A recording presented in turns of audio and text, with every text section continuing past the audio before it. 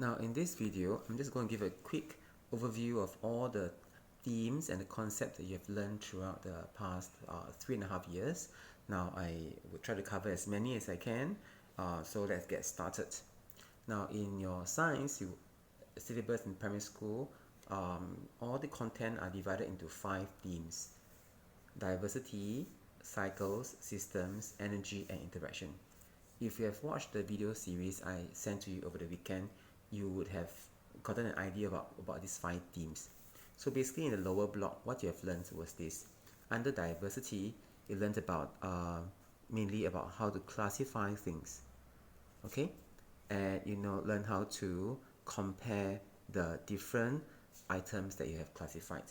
So what are the different things you have learned? You learned about living things, and you learn about different kind of living things, like for example mammals, amphibians, learn about reptiles, birds, fish, anything else I can't remember any offhand. You learn about plants, microorganism. You learn about under plants. There are flowering plants, there are non-flowering plants. You learn about insects. Okay, the microorganism, of course, you learn about bacteria. And under these living things, you learn about their different characteristics. For example, mammal covered with fur, give birth to young alive. Amphibians breathe through their skin, moist skin when on land, and moist skin in water, and breathe using their lungs when they're on land. Reptiles, they lay eggs, they have dry, scaly skin. Birds have beaks, and fish have scales, and they breathe through their gills. Insects have 6 legs, a pair of antennae, 3 body parts. These are the different general characteristics that you have learned to classify different living things. You have also learned about non-living things. Alright, and you learn about different kind of non-living things such as type of materials like metal, wood, ceramic, fabric, plastic. I'm not sure if I missed any. Right, so under this you learn about different kind of characteristics that you will use to classify them. At the primary 3 level, you learn about properties of materials like strength, like flexibility, like ability to float or sink, right? Whether they are let light pass through or not. That will be the degree of transparency. Okay, so the different kind of properties that you have learned are also whether they are waterproof or not. At upper levels, you learn more property of materials. For example, at P4, you learn about the conductivity, the heat conductivity, or the thermal conductivity of materials, whether they are good or poor conductors of heat. At P5, you learn about the electrical conductivity of materials, whether a material is a conductor of electricity or is an insulator of electricity. At P6, you also learn about materials that are elastic. So this is what you learn under diversity. There are different types of things, and they can be grouped into different categories based on their general characteristics. Let's go on to cycles. Now, under cycles in the lower block, you learn about life cycle. Okay, very often you notice that there are 2 segments. One segment is about living things. So you notice the first half here is all going to be about living things. Right, second half here is going all about non-living things. So under diversity, there are living things and non-living things. Same thing for cycles. Learn about life cycles of living things. For example, you learn about 3-stage life cycle and 4-stage life cycle. Some of the animals, for example, will lay eggs, give birth to, and the eggs will lay eggs. Sorry, the eggs will hatch into young, and the young will grow into an adult, and the adult will mate and lay more eggs, which will then hatch. And some of these young have special name like nymphs. And some of the examples of animals you must know will be like chicken. Of course, it will be a young, the chick here, or you have insects like cockroach. The young will be a nymph, right? And you learn about grasshopper. And you should also know that the young resembles adult very closely, right? The young of the animal that go through this three-stage life cycle resembles adult very closely. Now, of a frog also, three-stage life cycle. Now, four-stage of course will be a bit different, and the difference will come in the name of the young. For example, the egg will hatch into a larva, which will turn into a pupa, which will then of course become an adult, and then lay eggs. And examples will be beetle, butterfly. Okay, these are some of the examples that you would need to know under life cycle. And of course, the life cycle of plants as well. So you have flowering plant, right? The seed, and the seed will then, of course, germinate into a young plant. Roots will grow first, followed by the shoots. Then the leaves will come out, and grow the adult plant, and an adult plant with flowers.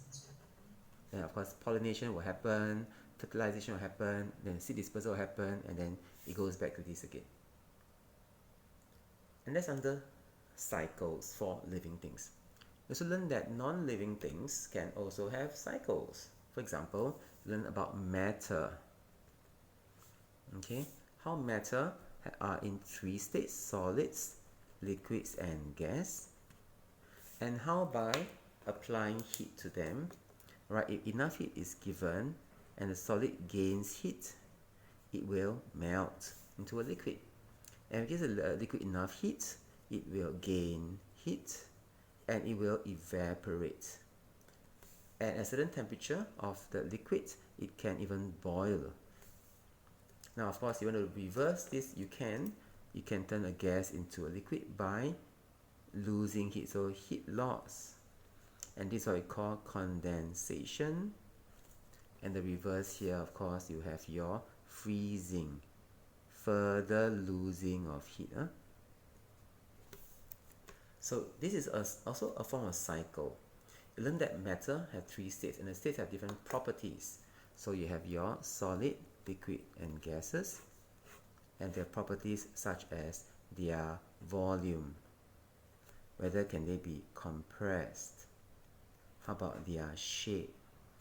So solids have a fixed volume, solids cannot be compressed, alright, and solids have a fixed shape. Liquids have a fixed volume, liquids cannot be compressed, liquids have no fixed shape. Gas has no fixed volume, can be compressed, and no fixed shape. You also learn that matter occupies space and matter has mass. So that non-matter energy, for example, light is a non-matter. Shadows are non-matter. How about air? Air is a mixture of gases. Of course, air has mass. Air occupies space. Air is a matter. Let's go on to systems. Now, system simply means an object is made of many parts, and each part has a function, and all of them must come together for it to work. So, under your lower block, you learn about digestive system. You learn about a lot of body system. Learn about muscular system, and you must know the function. It allows the body to move. Learn about the skeletal system. All right, it gives your body the shape. You have your respiratory system and your circulatory system, which you cover in detail in P5, and of course digestive system, which you cover in detail in primary 3. So what's the digestive system? Well, it allows your food to turn into simpler substances. So how does it work? So food, for example, a burger, alright, enters your mouth. This is your teeth, your tongue, okay?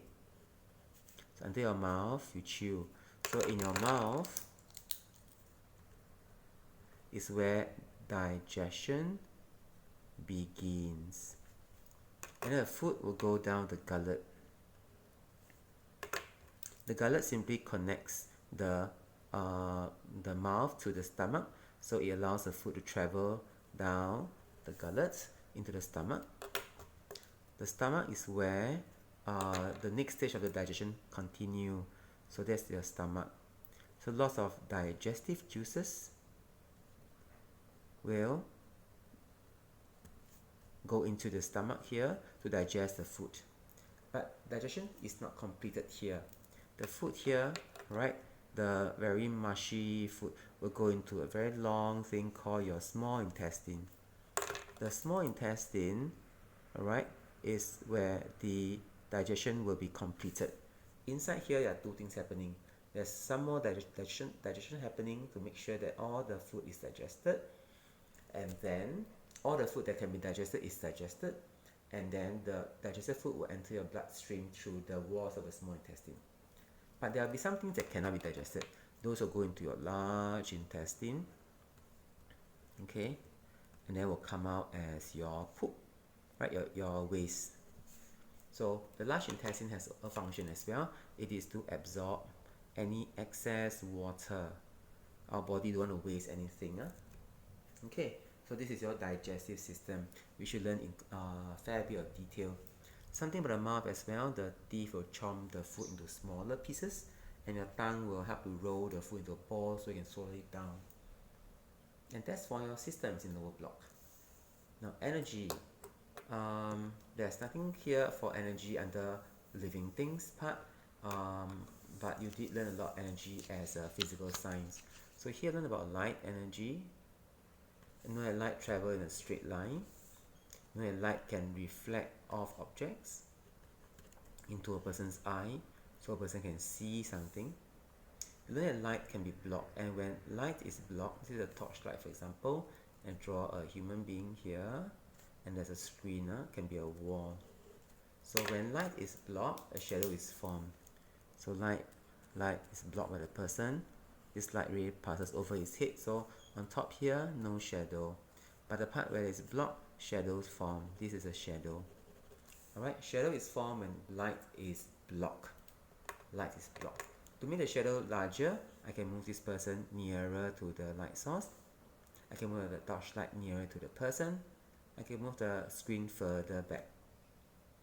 Of course, to make the shadow smaller, I move the torchlight further away from the person, or I move the person further away from the torchlight, or I move the screen nearer to the person. I can make the shadow smaller. You also learn that about materials when linked to this, where some materials allow most light to pass through. Those will be your transparent material. Some material allow some light to pass through. Those will be your translucent material, and some do not allow light to pass through. Those will be your opaque materials. You also learn about heat energy, how heat energy flows from an area of higher temperature to lower temperature until both reaches the same temperature eventually, and that's likely to be the room temperature. You also learn that there are different heat sources, like sun is a heat source, hot bowl of hot soup is a heat source. Doesn't have to be something that is a fire, okay? It can be something that is not fire but it's hot, like hot soup or hot cake, hot slice of cake. It can also be, for example, fire, bonfire. And you know that some materials can allow heat to pass through them easily, and those are called good conductors of heat. Heat can pass through them easily. Some are poor conductors of heat. So under this, you also learned that now we're going to link heat to matter. So when matter gains heat, matter can expand. When matter loses heat, matter can contract. So these are the different effects of heat gain and heat loss on matter.